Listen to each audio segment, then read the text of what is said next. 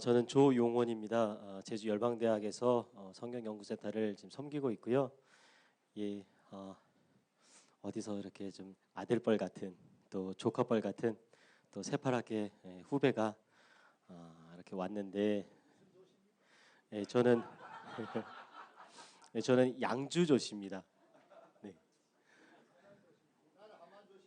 네. 반갑습니다, 목사님. 네, 네네.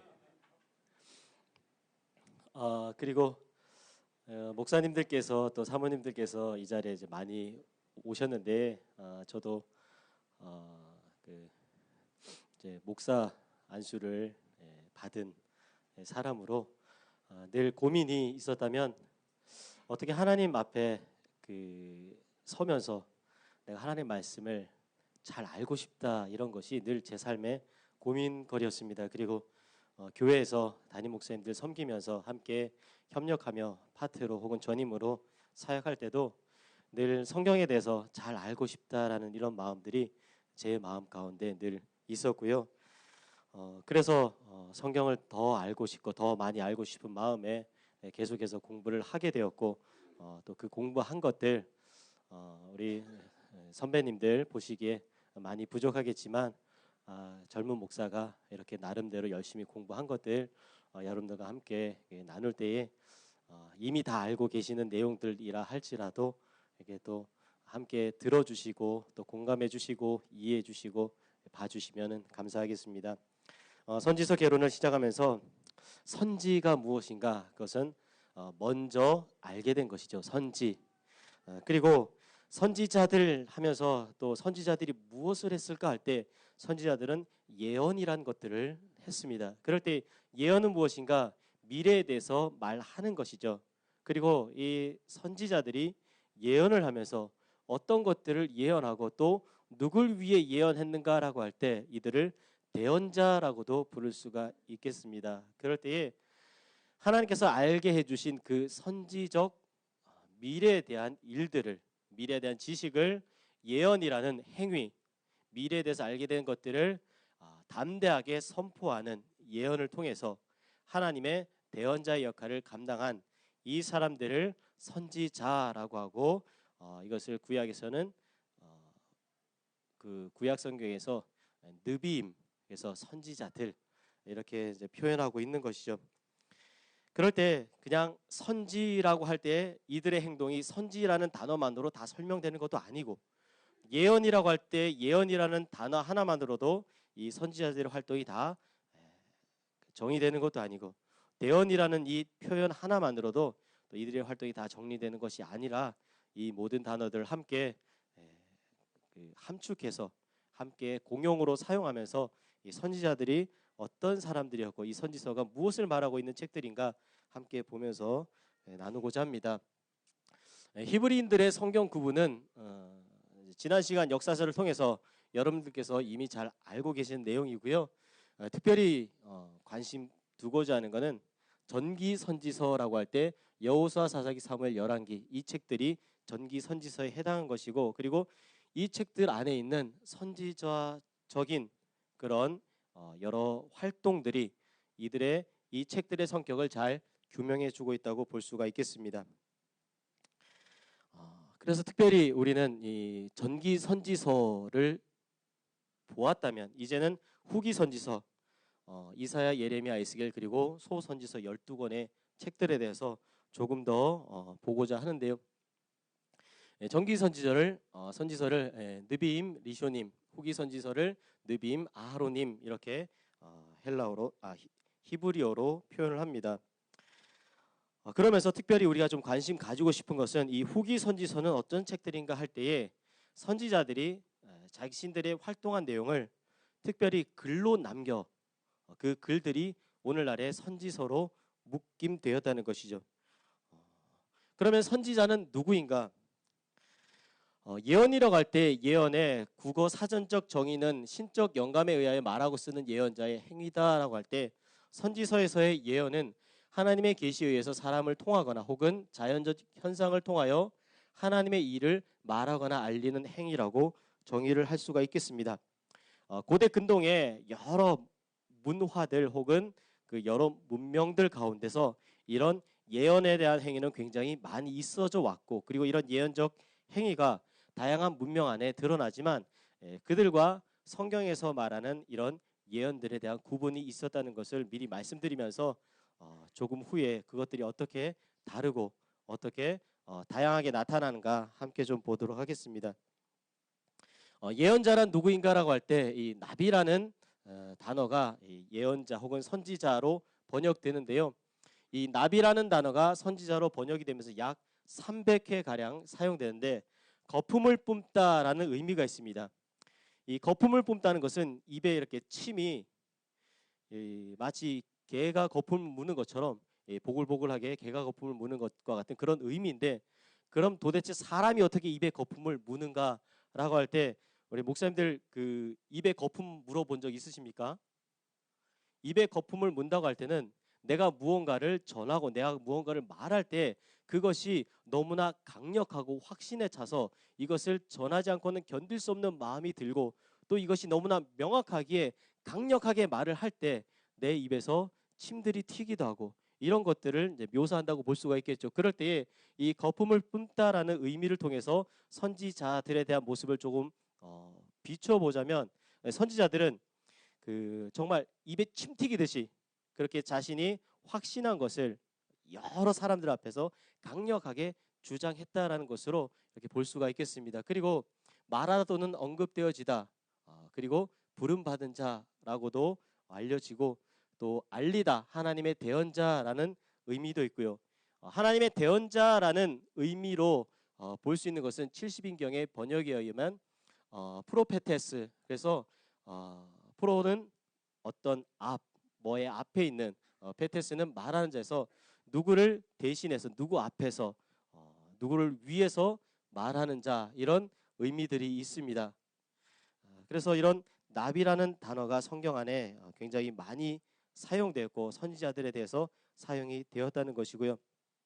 이 나비가 사용된 곳이 여러 군데 많이 있지만 창세기 20장 7절에 보면 하나님이 아브라함을 가리켜서 그는 선지자라 이렇게 말씀하십니다. 하나님이 아브라함을 이미 선지자로 정의를 해 주셨죠. 그리고 하나님이 아브라함에게 선지, 미래에 대한 지식을 미리 알게 해주신 것이 있습니다. 그것이 무엇이냐, 바로 하나님께서 아브라함을 선택하시고 내가 너로 큰 민족을 이루겠다, 그리고 너로 복의 근원이 되겠다라고 말씀하신 이것을 먼 미래에 일어날 일이지만 아브라함에게 미리 말씀하셔서 아브라함이 그것을 알게끔 했다는 것이죠. 그리고 또 아브라함이 하나님께서 말씀하신 그 먼 미래와 후대에 일어난 놀라운 그 일들을 자녀들에게 계속해서 알리고 전함으로 하나님께서 말씀하신 그 예언적 일들을 감당했었고요. 또 특별히 그러면서 이 선지자의 특징 중에 하나가 바로 중보적인 특징이 있는데, 20장 7절에 보면 이렇게 기록되어 있습니다. 그는 선지자라, 그가 너를 위해 기도하리니 내가 살려니와 내가 돌려보내지 않으면 너와 내게 속한 자가 다 반드시 죽을 줄 알지니라. 이 내용을 통해서 이 내용은 배경이 이렇죠. 그 아브라함이 그의 아내 사라를 내 여동생이다라고 했을 때 그 아비멜렉이 그러면 그 여동생을 나에게 달라, 그래서 데리고 왔다가 하나님께서 꿈에 나타나서 돌려보내라, 그래서 돌려보내게 되고, 그리고 그가 너를 위해서 기도하리니, 그가 네가 죽지 않기 위해, 아브라함이 네가 죽지 않도록 위해서 기도할 테니 네가 죽지 않을 것이다. 그래서 선지자의 기도가 사람과 인류와 하나님과의 사이에 서서 하나님의 심판을 유보하는 이런 존재로도 볼 수가 있겠습니다. 또 신명기 22장 27절에 보면 당신은 가까이 나아가서 우리 하나님 여호와께서 하시는 말씀을 다 듣고 우리 하나님 여호와께서 당신에게 이르시는 것을 다 우리에게 전하소서, 우리가 듣고 행하겠나이다 하였느니라. 이것은 이스라엘 백성들이 모세에게 이야기하는 것이죠. 모세에게 하나님 앞에 우리가 직접 서는 것이 너무나 두렵고 떨리니까 우리 대신해서 당신이 하나님께 듣고 하나님이 뭐라고 말씀하시는지를 우리에게 알려달라. 그래서 하나님의 대언적 그런 일들을 우리 가운데 해달라라고 부탁하는 것이죠. 예레미야 15장 19절에 의하면 예레미야에 대해서 이렇게 하나님께서 말씀하셨습니다. 너는 나의 입이 될 것이다. 그래서 선지자라 하면 하나님의 말을 대신 전하는 사람, 이런 대언자적인 의미가 있다는 것을 우리가 좀 이해하시면 좋겠습니다. 그리고 또 선지자라고 할 때에 로에라는 단어가 사용되었고요. 12번 중에 8번이 사무엘 시대에 사용되었고 모두 사무엘에게 사용되었습니다. 로에의 일반적인 영어 표현은 seer 이렇게 해서 보는 사람, 그리고 호재라는 단어도 선지자 혹은 선견자라고 번역이 되었는데 왕정 시대, 특히 다윗의 시대에 많이 사용되었고요. 호재의 일반적인 영어 번역은 비저너리 이런 단어로 사용되었습니다. 그리고 이시 엘로힘, 하나님의 사람으로 번역되는 이시 엘로힘은 그 여러 많은 사람들에게 사용되는데 특별히 엘리사에게 이 이시 엘로힘이라는 단어가 가장 많이 사용되었습니다. 그리고 또 베델에 있는 단을 향해서 심판을 외친 그 어떤 한 사람, 그리고 그 사람을 붙잡아뒀던 늙은 그 선지자, 그때 이 사건 안에 그 베델의 단을 위해서 선포했었던 그 사람에게도 하나님의 사람이라는 이 이시 엘로힘이라는 단어가 사용되었는데요. 하나님의 사람이라고 할 때 하나님의 사람이라 하면 하나님이 가라고 하면 가고 오라고 하면 오고 서라고 하면 서고 말하라고 하면 말하고, 그래서 하나님이 원하시는 것들, 하나님이 행하시는 것들, 이것들을 계속해서 이루어내는 이런 사람을 하나님의 사람이라고 하죠. 엘리사는 뭐 불을 떨어뜨리고 그리고 또 엘리야가 이렇게 제단에서 불을 떨어뜨리고 그리고 여러 가지 많은 그 하나님의 놀라운 능력을 행하고 또 이 엘리야의 사역을 이어서 엘리사 또한 동일하게 이런 하나님의 놀라운 일들을 할 때에 하나님의 사람이라고 할 때 하나님의 사람은 하나님이 주시는 그 놀라운 기적과 축복만 일으키는 것이 아니라 그로 인해서 받게 되는 여러 많은 고난과 고통을 당함에도 불구하고 여전히 동일하게 하나님 앞에 한결같이 서서 하나님의 그 일들을 감당해내던 이런 사람들을 가리켜서 성경에서는 하나님의 사람 이시 엘로힘으로 부르고 있습니다. 이러한 단어들의 이런 의미들을 종합해서 볼 때에 고대 근동의 예언과 선지자라고 할 때 우리가 알고 있는 선지자들은 분명히 구분된다는 것을 알 수가 있는데, 선지자라고 할 때는 미래에 일어날 일에 대해서 하나님께서 깨닫게 하시고 알게 하신 것을 하나님을 대신해서 전하는 자, 이렇게 좀 정의를 할 수가 있겠습니다. 그러면 다른 사람들, 이런 하나님의 선지자라고 불리는 자들 말고 그 외에 고대 근동에는 다양하게 이런 예언 활동을 한 많은 사람들이 있었는데 성경에서는 이런 사람들을 가리켜 복술자 혹은 꿈을 꾸는 자, 술사, 요술자 이런 표현들로 이런 사람들을 이야기하고 있는데 저는 이들을 일괄 묶어서 점쟁이라는 단어를 가지고 이들을 좀 설명을 하고자 합니다. 성경에 보면 이런 그 점쟁이들의 활동이 여러 군데 등장을 하는데요. 이들도 동일하게 선지자들과 마찬가지로 미래에 일어날 일들에 대해서 예언을 하기도 하고 놀라운 좀 신기한 그런 마술과 이적을 행하기도 한 것은 분명히 사실입니다. 그래서 복술자 혹은 술사 이렇게 이야기하기도 하고 요술자, 메소포타미아의 술사들은 점성가, 창자 점쟁이, 액을 막는 사람, 꿈 해몽가 이런 식으로도 다양하게 드러나고 있습니다. 그럴 때 이 사람들과 선지자들은 어떻게 다른가?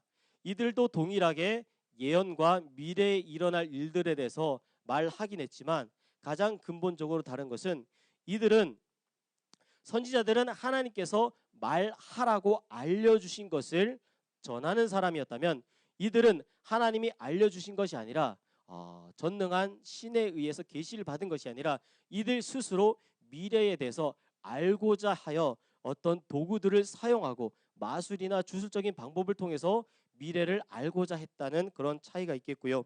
그리고 선지자들은 하나님의 말씀을 전할 때에 어떤 대가가 있거나 아니면 어떤 유익이 있어서 하나님의 말씀을 대언하거나 예언하거나 전한 것이 아니라 그냥 하나님이 말씀하라고 하셨기 때문에 그 이유 말고는 아무런 이유가 없다는 것이죠.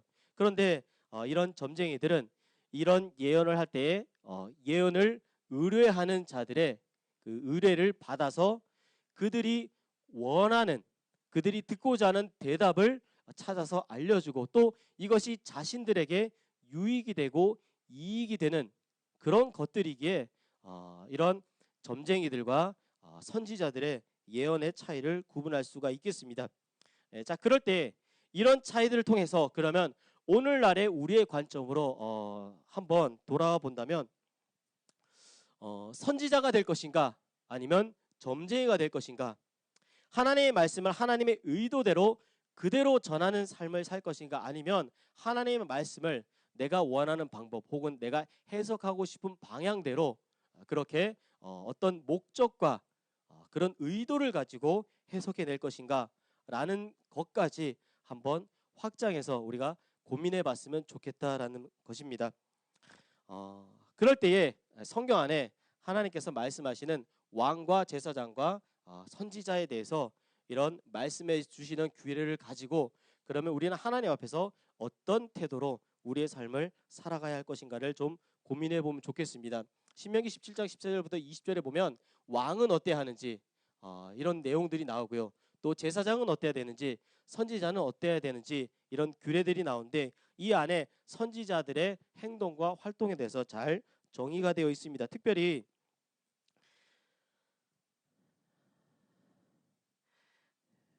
그 신명기 선지자의 규례에 의하면 거짓 선지자들에 대한 이야기들이 나오거든요. 18장 9절부터 보면 내 하나님 여호와께서 내게 주시는 땅에 들어가거든 너는 그 민족들의 가증한 행위를 본받지 말 것이니 그의 아들이나 딸을 불 가운데 지나게 하는 자나 점쟁이나 기륭을 말하는 자나 요술하는 자나 무당이나 진언자나 신접자나 박수나 초혼자를 너희 가운데 용납하지 말라. 이런 일을 행하는 모든 자를 여호와께서 가증히 여기시나니 이런 가증한 일로 말미암아 내 하나님 여호와께서 그들을 내 앞에서 쫓아내시느니라. 너는 내 하나님 앞에서 여호와 앞에서 완전하라. 내가 쫓아낼 이 민족들은 기륭을 말하는 자나 점장이의 말을 듣거니와 내게는 내 하나님 여호와께서 이른 일을 용납하지 아니하시느니라 라고 말씀하시면서 어떻게 가나안 땅에 그 점술자들과 초혼자들과 박수나 무당들이 그들이 점을 치는가 그리고 그것들을 어떻게 끊어야 하는지에 대해서 명확하게 알려주고 계시는 것이죠. 그러면서 선지자들에게는 신명기 18장 15절부터 보면 선지자를 일으키시겠다고 말씀하시면서 19절에 누구든지 내 이름으로 전하는 내 말을 듣지 않은 자는 내게 벌을 받을 것이요 만일 어떤 선지자가 내가 전하라고 명령하지 아니한 말을 제 마음대로 내 마음으로 전하든지 다른 신의 이름으로 전하면 그 선지자는 죽임을 당하리라 하셨느니라. 이것을 통해서 선지자는 하나님의 말씀을 그대로 잘 전해야 하는 그런 사명이 있다는 것을 알게 되는 것이고요. 또 이런 선지자가 나타났을 때 선지자의 말을 듣는 자들은 이 선지자의 말을 다 잘 들어야 하는 귀를 가져야 된다고 하나님께서 신명기를 통해서 미리 말씀해 두셨다는 겁니다. 그래서 선지자와 제사장의 가장 큰 차이점은 제사장은 백성들로부터 나와 하나님 앞에 선다면 선지자는 하나님으로부터 서서 백성들 앞에 하나님의 말을 이렇게 선포하는 이것이 가장 큰 제사장과 선지자의 차이로 볼 수가 있겠습니다. 자, 그러면 선지자는 어떤 자인가? 성경에 말하는 선지자에 대한 범위가 굉장히 포괄적이고 다양합니다. 그리고 선지자들은 직업도 다양하고요, 출신도 다양하고 여러 가지 많은 각자의 삶과 상황적 환경에 놓여져 있어서 선지자가 누구인가를 그냥 몇 마디의 단어로 규정하기는 쉽지 않다는 것이죠. 그렇다고 해서 우리가 선지자에 대해서 정확하게 명확하게 이해를 하지 못할 것도 없다는 것이죠. 아모스에 보면은 선지자는 어떤 사람인가 할 때 가난한 자를 삼키며 땅에 힘없는 자를 망하게 하려는 자들아 이 말을 들으라 너희가 이르기를 월삭이 언제 지나서 우리가 곡식을 팔며 안식일이 언제 지나서 우리가 밀을 내게 할꼬 에바를 적게 하고 세계를 크게 하며 거짓 저울로 속이며 은으로 힘없는 자를 사며 신 한 컬레로 가난한 자를 사며 찌꺼기 밀을 팔자 하는도다. 이것은 선지자 아모스가 이스라엘 백성들에게 화를 내면서 강력하게 저주의 말을 퍼붓는 그런 내용이기도 합니다. 선지서를 읽다 보면은 그 선지자들의 그 감정이 그 선지서 안에 표현되어 있는 것들을 볼 수 있는데요.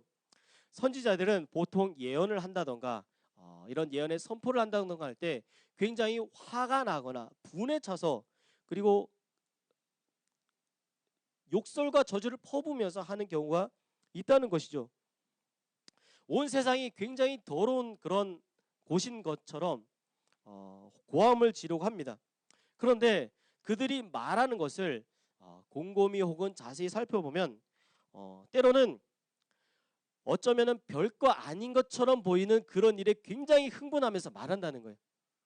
그게 뭐 어때서 라고 치부할 수 있는 그런 사소해 보이는 것을 굉장히 강력하게 화를 내면서 이야기를 한다는 겁니다.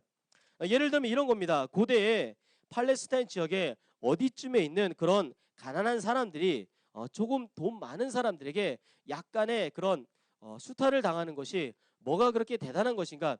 오늘날로 보면 이런 거죠. 옆 교회에 어떤 청년이 그 알바를 하다가 알바비를 한 3일 받지 못하고 알바비를 받았는데 한 이틀치 알바비는 덜 받았다. 근데 그것이 옆에 있는 교회 목사와 무슨 상관이 있는가? 라는 거예요. 근데 선지자는 그런 일을 가지고 굉장히 극도로 화를 내며 쫓아가서 멱살을 잡고 당장 내놔라.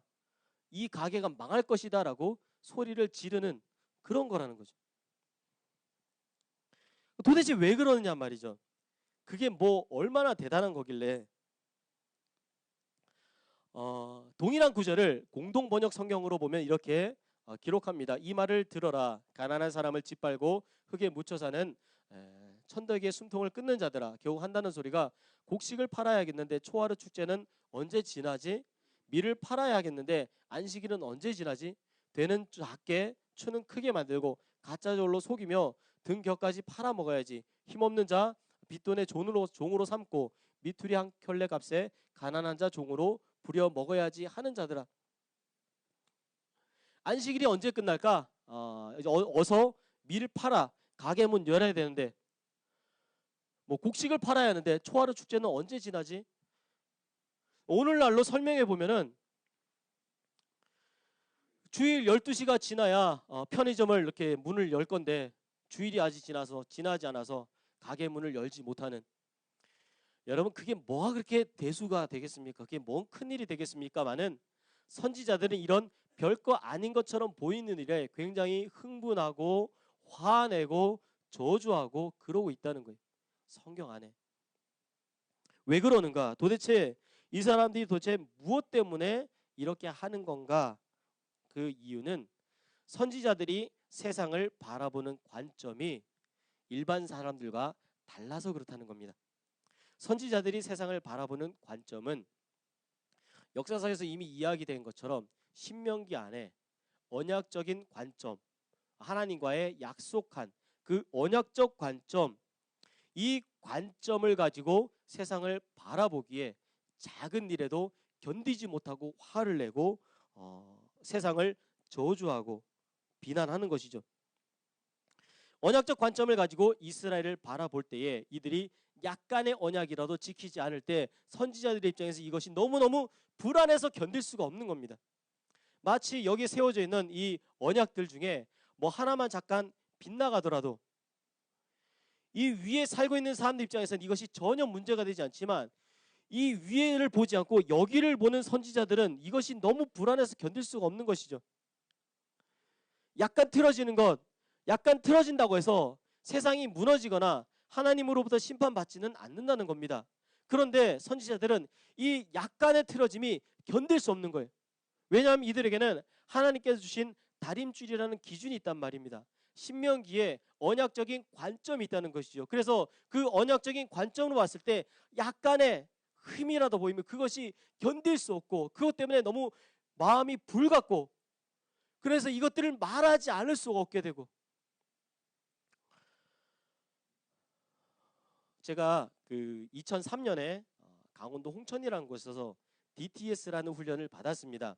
DTS 훈련을 받으면서 죄에 대해서 굉장히 고민하게 되고 죄에 대해서 많은 생각을 하게 된 그때 그 학교가 정한 가이드라인이 있었어요. 이거는 하면 안 됩니다. 이렇게 하면 안 됩니다라는 몇 가지가 있었는데 그 중에 한 가지가 무엇이냐? 목욕을 하면서 소사를 치르면 안 된다는 거예요.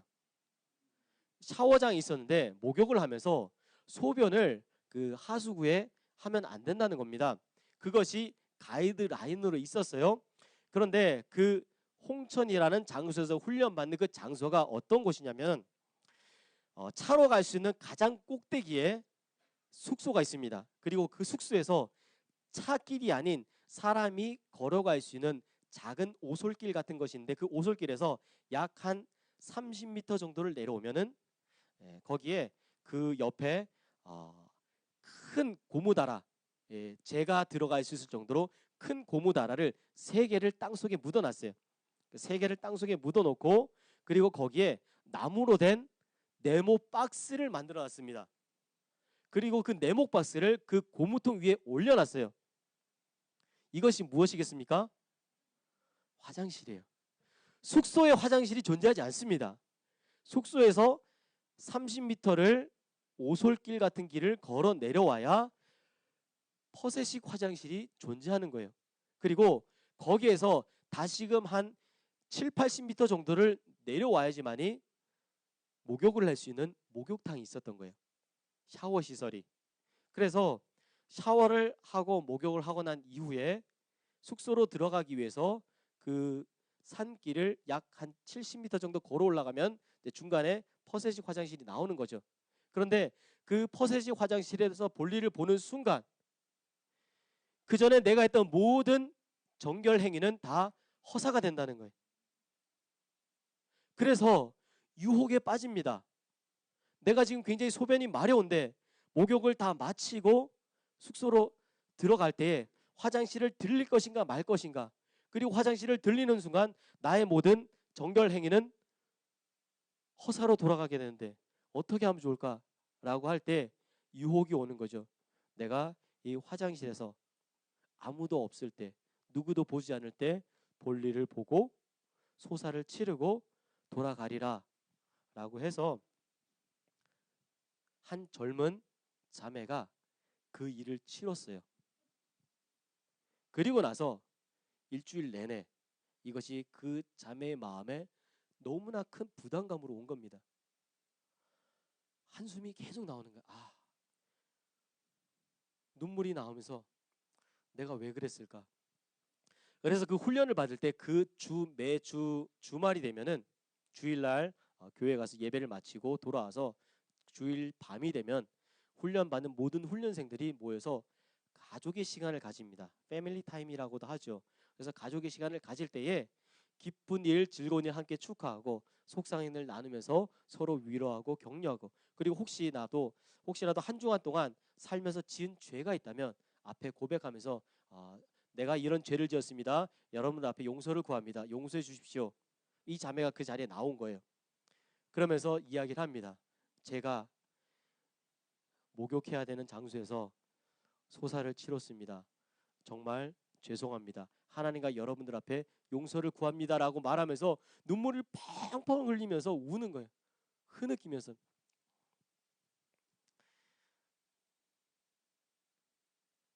목욕탕에서 변기가 아닌 하수구에 볼일을 본 것이 뭐가 그렇게 큰 죄가 되겠습니까?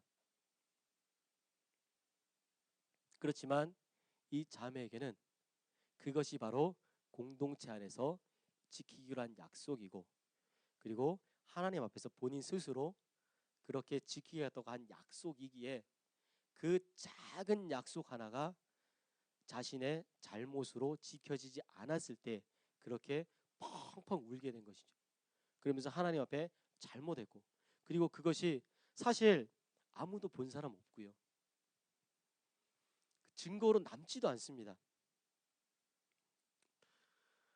물로 씻겨져 내려가면 그만이고 그것이 뭐 소변 냄새도 사실 나지 않고 아무도 알지 못하지만 하나님이 아시기에 그 작은 것 그거 하나 가지고 많은 사람들 앞에서 수치스러움에도 불구하고 여성이 이런 고백하는 게 남자들도 많이 앉아 있었거든요. 얼마나 부끄러웠겠습니까?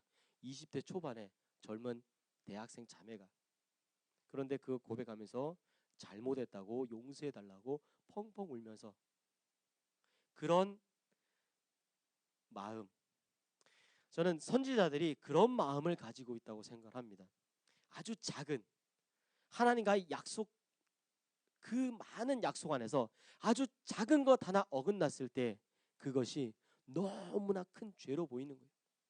세상에 큰 죄, 작은 죄는 있습니다. 왜냐하면 사람들이 정했기 때문이죠. 도둑질과 살인죄는 그 무게감의 차이가 어마어마한 거예요.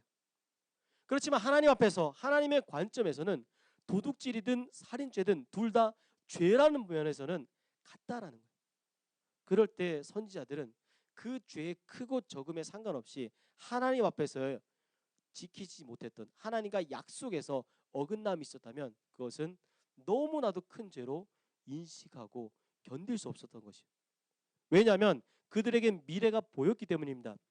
이것이 계속 반복될 경우 이 약속들이 계속 조금씩 틀어질 경우에 최종적으로 어떤 결과가 일어날지를 선지자들은 보았기 때문에 알고 있었기 때문에 그러면 그렇다고 해서 그것들이 놀라운 이적과 환상을 통해서 깨닫게 된 것이 아니라 이미 하나님께서 주신 언약, 약속의 말씀, 토라, 레위기와 신명기에 있는 그 하나님의 말씀으로 인해서 이미 그것이 다 알려졌던 거예요.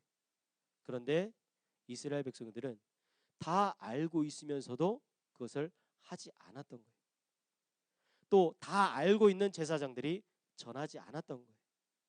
그렇기에 선지자들이 그 약간의 틀어짐도 견딜 수 없을 정도로 화가 나고 남들이 보면 이상하다고 할 정도로 이상한 행동을 많이 했던 것이죠. 선지자는 신명기적인 관점, 언약적인 관점을 가지고 있습니다. 신명기의 주제는요, 하나님에게 전적인 충성 그리고 유일신 신앙에 대해서 강조하고 있고요. 왜 하나님을 사랑해야 되는가? 하나님을 사랑해야 할 이유에 대해서 설명을 하고 있습니다. 왜냐하면 약속의 땅에 대한 그 성취를 하나님이 약속하셨기 때문에 그리고 하나님만을 섬기기로 약속했기 때문에 그리고 성소에서 정기적인 예배를 드리기로 이스라엘 백성들과 하나님 사이에 약속했기 때문에 그 약속이 지켜지지 않고 그 약속이 어긋나기 시작할 때 선지자들은 그것을 견딜 수 없어 한 것이죠. 선지자들의 특징은 특별한 부르심을 받은 자들입니다. 선지자들은 하나님의 특별한 부르심의 경험과 그 부르심을 확신할 만한 그런 아주 특별한 경험들을 가지고 있는 경우가 많이 있는데요. 이사야는 성전에서 하나님을 만납니다. 그리고 입술을 불로 지지죠. 이사야가 환상을 통해서 하나님을 만났는데 주께서 높은 보좌에 앉으셨는데 그 옷자락은 성전에 가득하도다. 그럴 때에 스랍들이 나와서 거룩하다 만군의 여호와. 그러면서 이사야가 이렇게 고백합니다. 화로다. 화로다라고 말합니다. 왜 그렇게 말할까요? 화로다라고 말하는 말을 오늘날에 좀 저속한 표현으로 제가 표현드리자면 이사야는 그 성전에서의 하나님을 보는 그 장면, 그 영광스러운 거룩스러운 장면을 본 순간 이사야는 제 길 이렇게 표현하는 거예요. 왜 그렇습니까? 하나님을 보는 순간 이사야는 죽었구나. 내가 이제 하나님을 봤으니 나는 죽었구나라고 고백을 하는 거예요. 그때 제단 숯불을 이사야의 입에 대면서 이사야로 하나님께서 말씀하시죠. 누가 날 위에 갈고. 그때 이사야가 내가 여기 있으니 나를 보내소서. 예레미야는 하나님께서 내가 태어나기 전부터 너를 알았다라고 말씀해 주십니다. 예레미야 1장 4절에 보면 여호와의 말씀이 내게 임하니라 이르시되 내가 너를 모태에 짓기 전에 너를 알았고 내가 배에서 나오기 전에 너를 성별하였고 너를 여러 나라의 선지자로 세웠노라 하시기로. 예레미야가 이렇게 고백하죠. 슬프도소이다. 여호와의 나는 아이라 말을 할 줄 모릅니다. 선지자가 어떤 사람입니까? 내가 하고 싶은 말을 하는 사람입니까? 아니에요. 하나님이 말하라고 하는 그것을 그냥 그대로 마치 이 마이크처럼 스피커처럼 하나님이 말을 하면, 제가 말을 하면 저의 말이 이 마이크와 스피커를 통해서 고스란히 전달될 때 제가 하는 말을 스피커가 걸러서 말을 바꾸거나 통역하지 않잖아요. 마찬가지로 이 선지자들은 하나님이 하는 말을 그냥 있는 사실 그대로 전달하는 역할을 감당했었다는 것이죠. 그래서 에스겔은 하늘이 열리고 하나님의 이상을 보고 또 두루마리를 먹는 그런 놀라운 또 경험을 합니다. 아모스는 이 아모스를 향해서 마치 하나님께서 나타나셔서 사자처럼 포효하고 부르짖는 그런 하나님을 만나죠. 마치 이런 장면입니다. 하나님이 아모스에게 나타나실 때 마치 사자처럼 나타나신 거예요. 그래서 사자가 쥐 한 마리를 발로 딱 누르고 나서 으르렁거리면서 내가 요거 먹을까 말까, 입에 삼킬까 말까, 입에 넣었다 뺐다 하면서 너 내 입속에 지금 들어가서 한입거리가 될래? 아니면 내가 시키는 거 할래? 시키는 거 하겠습니다. 그러면 너는 지금부터 가서 북이스라엘로 가라. 그리고 거기 가서 북이스라엘에서 내가 말한 것을 그대로 전해라. 아모스에서는 이런 마치 사자처럼 포효하시는 하나님을 만나는 것이죠.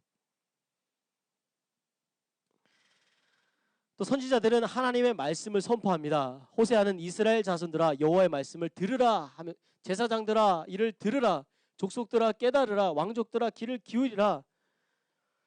하나님의 말씀을 선포한 일을 합니다. 듣게끔. 그리고 내 백성 이스라엘에게 예언하라. 예레미야도 가서 예루살렘 거민의 귀에 외쳐 말하라.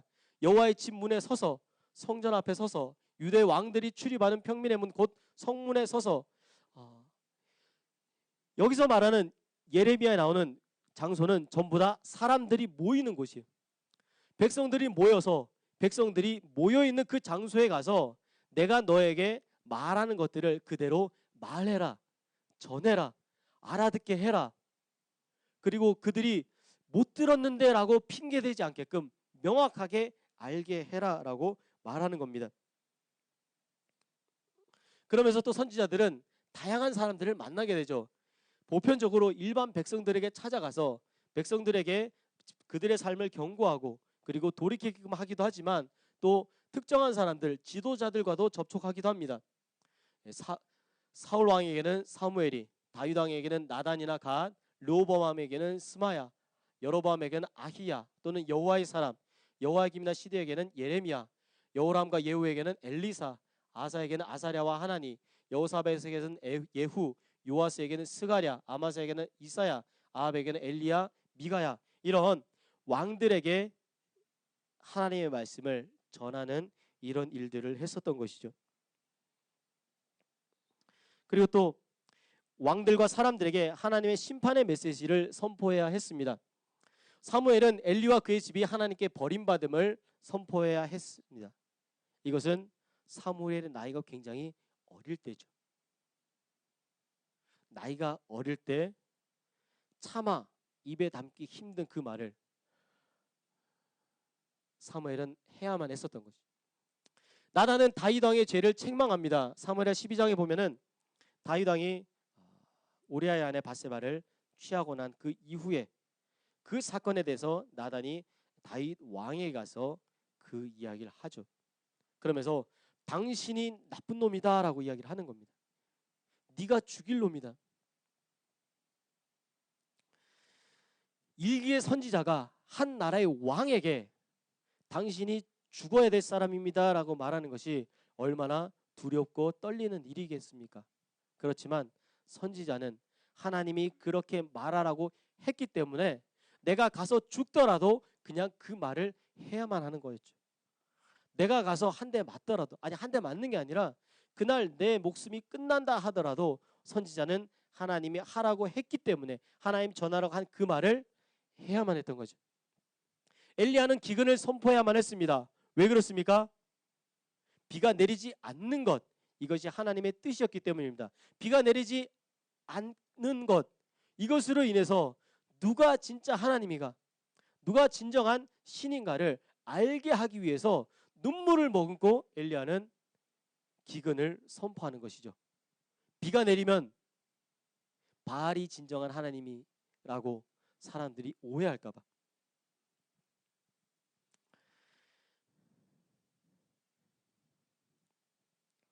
그리고 바알의 선지자들 850대 1, 너무나 유명한 이야기죠.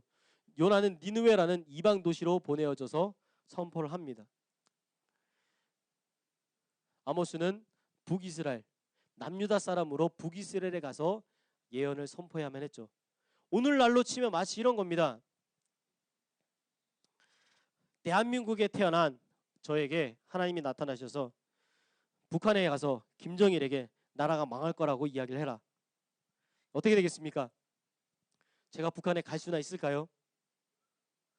어떻게 하면 북한에 갈 수 있을까요? 네이버에 검색을 하는 순간 저는 어디론가 잡혀갈 가능성이 있겠죠. 북한에 가려면 어떡합니까? 라는 것을 검색할 때 IP 추적이 들어가고 이 사람이 왜 북한에 가려고 하는가?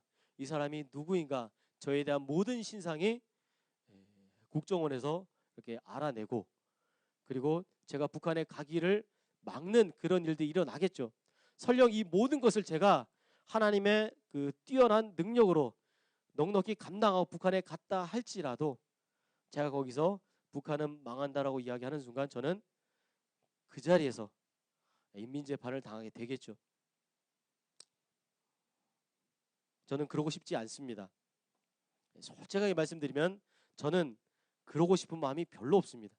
하나님 저에게 북한에 가라고 말씀하시면 하나님 저 말고 대한민국에 다른 젊은 목사들 많이 있습니다. 저에게는 여우 같은 아내와 토끼 같은 자식들이 많이 있기 때문에 몇 명이냐고요? 예, 그렇게 안 보실지 모르겠지만 저는 한 아이의 그 딸 하나와 세 아들이 있습니다. 저에게. 하나님께서 축복해 주셔서 네 자녀를 둔 아빠로서 감사합니다, 목사님. 마음에 큰 위로가 되는 것 같습니다.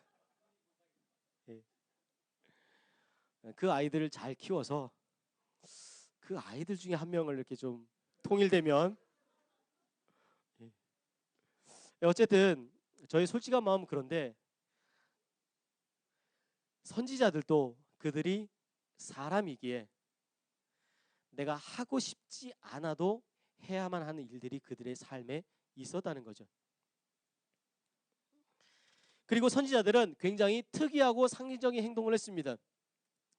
엘리사는 그 요아스에게 화살을 쏘고 땅을 치라고 합니다. 화살을 쏘므로 인해서 하나님께서 아람을 그 요아스 왕의 손에, 북이스라엘의 손에 붙였다. 그리고 땅을 치라고 하죠. 화살을 가지고 땅을 치라. 그때 땅을 3번만 칩니다. 그래서 왜 3번만 쳤냐고 엘리사가 버럭버럭하면서 화를 내죠. 더 많이 쳤으면 더 많이 이겼을 건데 왜 3번만 쳐가지고 3번밖에 못 이기냐 이러면서 화를 냅니다. 이사야는 3년 동안 나체로 다니죠. 그리고 자녀의 이름을 마헬살랄 하스바스라고 짓습니다. 이 말의 뜻은 약탈에 날래고 포에게 신속하다라는 의미입니다. 아이의 이름을 약탈을 잘하고 남의 것을 빼앗는 것에 아주 탁월한 능력을 가진 아이라고 이름을 지었다는 거예요. 자녀의 이름을 이렇게 짓고 싶은 사람이 어디 있겠습니까? 자녀의 이름이라고 할 때 보통 축복의 이름, 그리고 좋은 이름, 놀림받지 않는 이름, 멋지고 아름다운 이름을 짓고 싶지 않을까요? 그런데 이사야는 이렇게 이름을 지었던 거예요. 왜요? 하나님께서 그렇게 하라고 말씀하셨기 때문에. 예레미야는 어느 날 질그릇을 가지고 흰놈의 골짜기로 갑니다. 그리고 그는 그곳에서 백성들이 보는 앞에서 하나님의 말씀을 선포하죠. 그리고 질그릇을 깨뜨립니다. 그러면서 이렇게 이야기합니다. 19장 11절에 만군의 여호와께서 이같이 말씀하시되 사람이 토기장의 그릇을 한번 깨뜨리면 다시 완전하게 할 수 없나니 이와 같이 이 백성과 이 성을 파하리니 그들을 매장할 자리가 없도록 도벳에서 장사하리라. 상상조각이 난 이 질그릇은 하나님께서 버림받은, 하나님께서 버리시는 이스라엘을 상징적으로 의미하는 것이죠. 그리고 이런 상징적인 행동들이 선지자들의 메시지를 인상 깊게 했었던 것입니다. 왜냐하면 선지자들은 유명한 사람이 아니었거든요. 그냥 어느 날 하나님이 부르셨거든요. 그리고 하나님께서 전하라고 했는데 뭔가 좀 특별한 행동을 해서 주목받지 않으면 전할 수가 없는 거예요. 그래서 주목받기 위해서는 아니지만 이들은 다른 모든 백성들이 알게 하기 위해서 이런 독특한 행동을 계속해서 했던 것입니다. 뭐 레갑 족속에게 포도주를 마시게 한다던가, 에스겔은 반석 위에 예루살렘의 반석 위에다가 예루살렘이 포위당하는 그런 그림을 그리고 머리와 수염을 밀고 태워서 날려버리기도 하고, 또 왼쪽으로 계속 누워 있기도 합니다. 왼쪽으로 누워 있는 것은 왼쪽은 북쪽을 상징하거든요. 북쪽이라 하면 적이 쳐들어오는 방향, 이런 것을 상징적으로 보여주기 위해서 선지자들은 상징적인 행동을 했다는 것이죠. 또 재밌는 건 예레미야는 아나돗에 밭을 구입합니다. 32장 1절부터 16절에 보면 나라가 멸망할 그런 상황에 나라가 이제 곧 멸망하는 거예요. 나라가 멸망해서 이제 나라를 뺏기고 포로로 다 끌려가고, 그럴 때에 예레미야는 땅을 사요. 왜 그랬을까요? 예레미야가 먼 미래를 내다보고 우리 후손이 대대로 살 그런 땅을 구입해서 떵떵거리면서 살 그런 부동산 투기의 목적을 가지고 땅을 구입했을까요? 예레미야가 땅을 구입한 이유는 하나님의 약속이 70년의 그 고난 이후에 다시 회복될 것이라는 그 회복에 대한 상징적인 메시지를 전하기 위해서 이런 밭을 구입하는 그런 행동을 했었던 것이죠.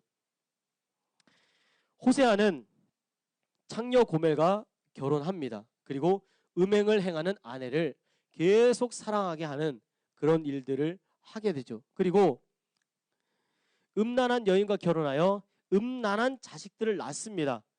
그럴 때 이 음란한 자식이라 하면 고멜과 결혼했지만 이 자식은 고멜의 자식이지만 호세아의 자식은 아니라는 거예요. 그것을 음란한 자녀들이라고 표현을 하고 있습니다. 그럴 때 자녀의 이름을 이렇게 짓죠. 이스라엘, 루하마, 로암미. 하나님께서 이스라엘을 어떻게 보고 계시느냐를 그들의 자녀들의 이름을 통해서 이야기하고 있는 거죠. 이스라엘은 여호와께서 이스라엘의 피를 예후의 집에 갖고 이스라엘 족속의 나라를 패할 것, 이것을 상징하는 것이고요. 루하마는 긍휼을 받지 못한다. 그리고 로암미는 내 백성이 아니다. 로암미, 호세아 입장에서 자기 자녀도 아닌 거죠. 내 자녀 아니다. 하나님도 이스라엘 내 백성 아니다 라고 말씀하시는. 그렇게 말하면서 결국에 선지자들이 하고자 했던 것이 무엇입니까? 그러니까 돌이켜라, 돌아와라, 하나님께로 돌이켜 돌아와라, 이 말을 궁극적으로 하고 싶었던 것이죠. 예레미야도 여러 가지 시각적인 교훈을 주었습니다.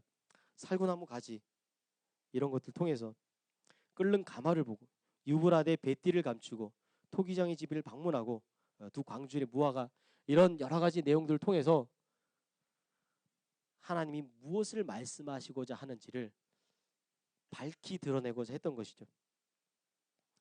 또 선지자들은 하나님으로부터 직접 명령과 인도를 받았습니다. 뭐 수단이나 도구나 주술이나 마법을 사용하지 않았던 것이죠. 그냥 하나님이 말씀하시고 깨닫게 하시고 그럼 그걸 그대로 전하는, 또 직업적 선지자로 평생 선지자로 사역하기도 하고 일시적인 선지자로 자신의 일을 가지고 있다가 일순간 혹은 그 단기간 선지자로 활동한 선지자들도 있습니다.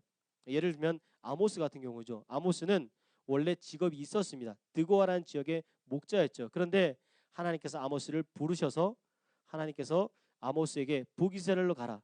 거기서 전해라. 그리고 나서 아모스는 그 일을 다 감당하고 나서 아마도 고향인 드고아에 돌아왔을 것이다 라고 이렇게 볼 수 있는 거죠. 선지자들은 하나님의 말씀을 대언합니다. 그래서 설교하고요, 선포하고요, 기준이 이러니 돌이켜라. 이것들이 바로 선지자들의 특징이고요.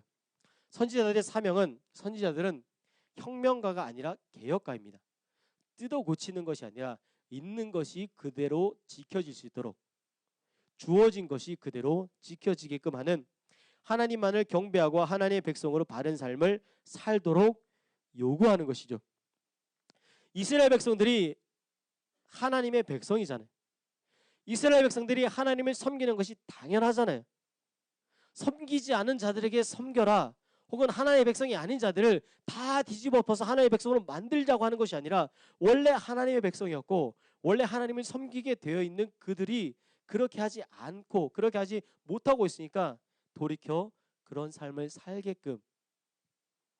그래서 선지자들은 개혁자입니다.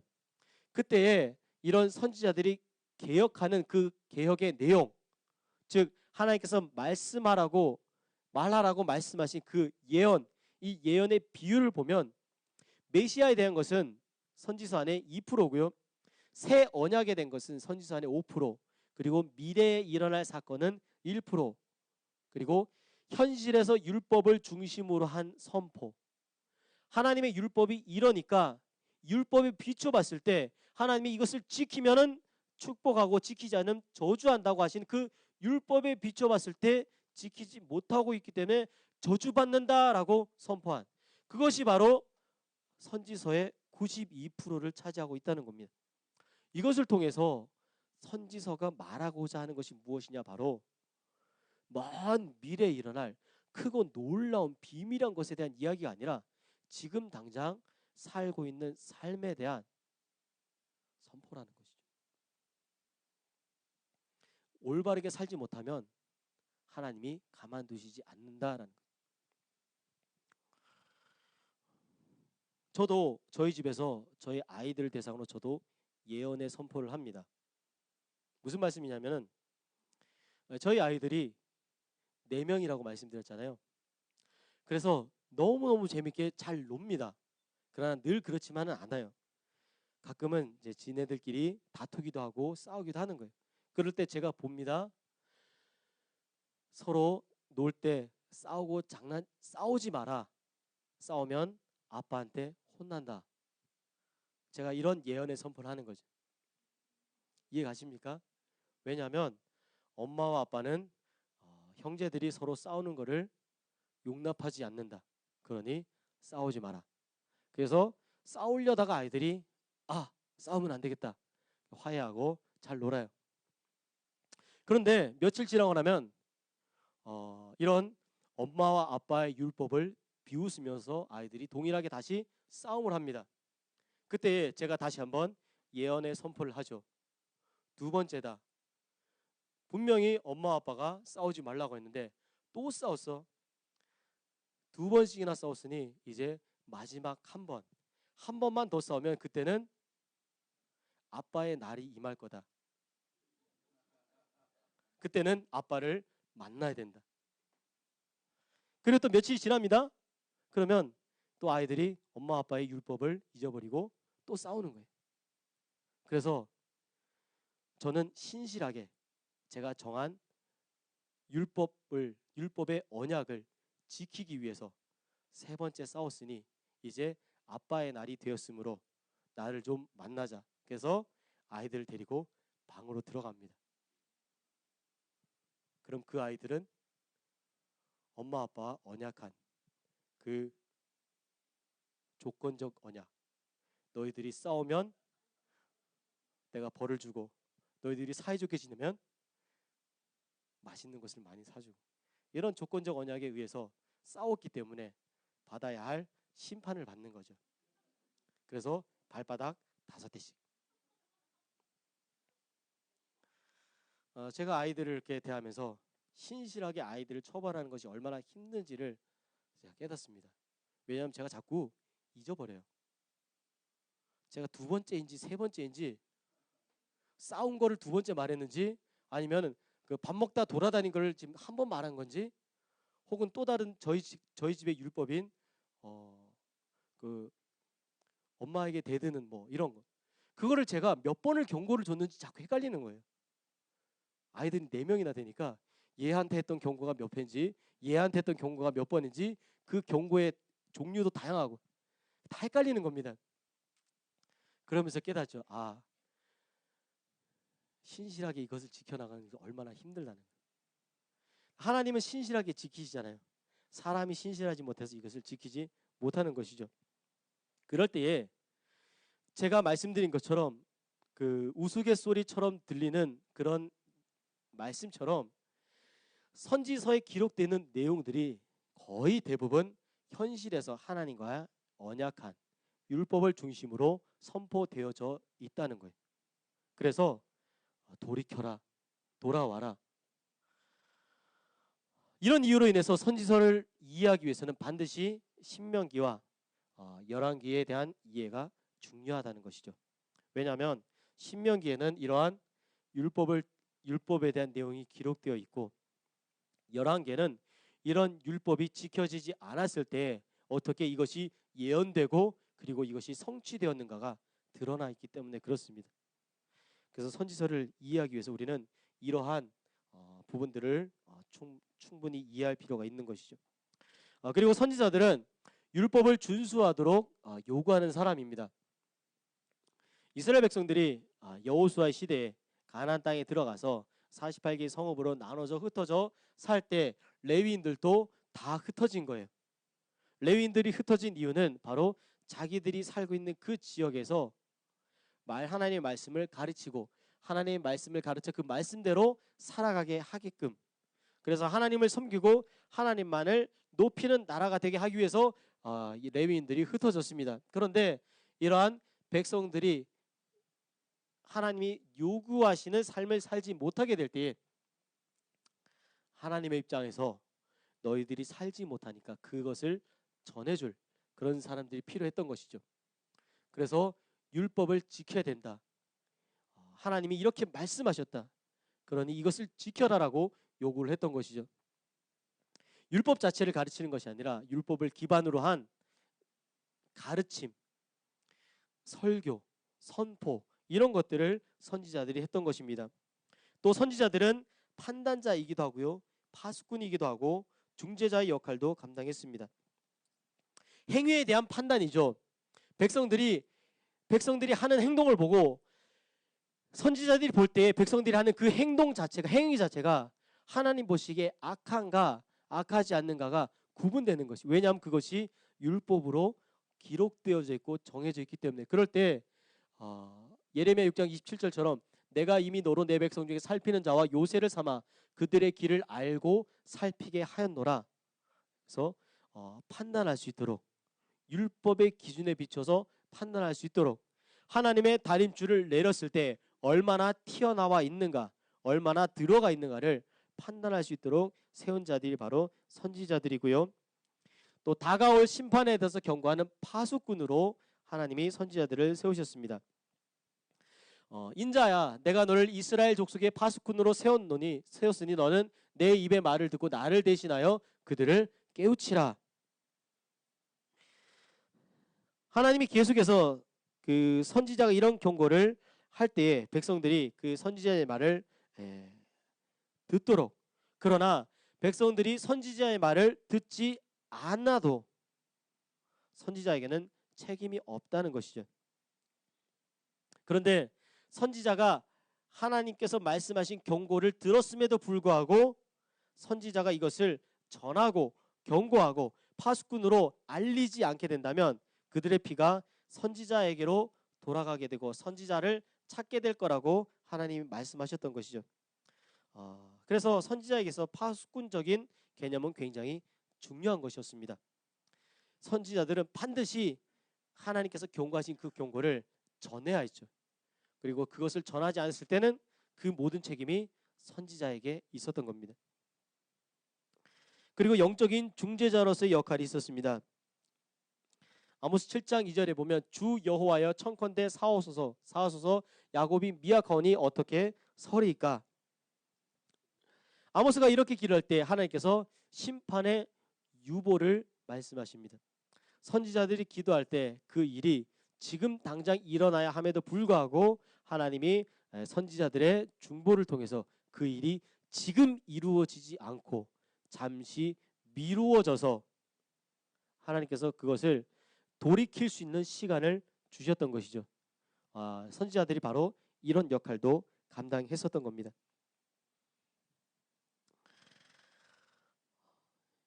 여기까지 하고 잠깐 쉬어도 될까요?